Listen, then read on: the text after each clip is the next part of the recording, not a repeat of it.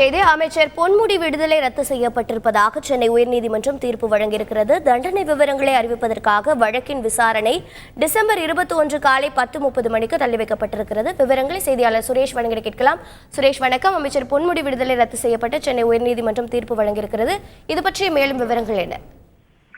வணக்கம். கடந்த 2006-2011 ஆண்டு வரை திமுக ஆட்சியில் உயர்கல்வித்துறை அமைச்சராக பதவி வைத்த போது வருமானத்துக்கு அதிகமாக 1,75,00,000 ரூபாய் சொத்து சேர்த்ததாக அமைச்சர் பொன்முடி, அவருடைய மனைவி விசாலாட்சி ஆகியோருக்கு எதிராக 2011 ஆண்டு விழுப்புரம் மாவட்ட லஞ்ச ஒழிப்புத்துறை வழக்கு பதிவு செய்தது.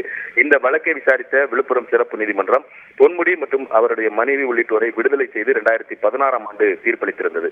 இந்த தீர்ப்பை எதிர்த்து 2016 ஆண்டு லஞ்ச ஒழிப்புத்துறை தரப்பில் சென்னை உயர்நீதிமன்றத்தில் மேல்முறையீடு செய்யப்பட்டது. இந்த மேல்முறையீட்டு வழக்கை நீதிபதி ஜெயச்சந்திரன் விசாரித்தார்.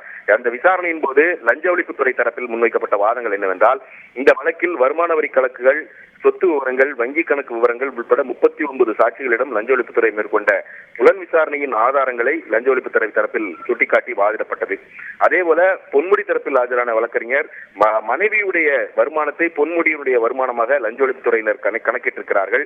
பொன்முடியினுடைய மனைவிக்கு சொந்தமாக 110 ஏக்கர் விவசாய நிலம் உள்ளது, தனியாக வர்த்தகம் செய்கிறார், இவற்றை புலன் விசாரணை அதிகாரி கணக்கில் கொள்ளவில்லை என்று வாதிடப்பட்டது. குறிப்பிட்ட காலத்தில் பொன்முடியினுடைய வருமானத்துக்கு அதிகமாக சொத்துக்கள் சேர்த்ததாக கூறப்படும் அந்த குற்றச்சாட்டுகளுக்கு எந்த ஆதாரங்களும் இல்லை என்றும் வாதிடப்பட்டது. வழக்கில் அனைத்து தரப்பு வாதங்களும் நிறைவடைந்ததை அடுத்து கடந்த நவம்பர் 27 இந்த வழக்கில் எழுத்துப்பூர்வமான வாதங்கள் தாக்கப்பட்டு பிறகு தீர்ப்பானது தள்ளி வைக்கப்பட்டிருந்தது.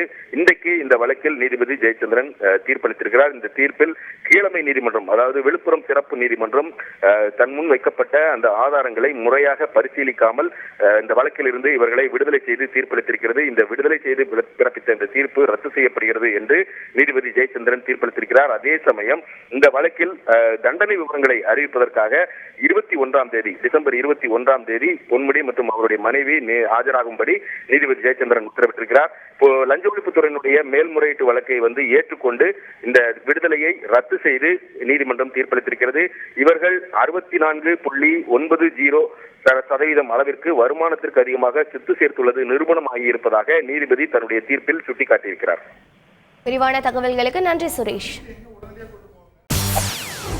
செய்திகளை உடனுக்குடன் தெரிந்து கொள்ள உடனே சப்ஸ்கிரைப் பண்ணுங்க.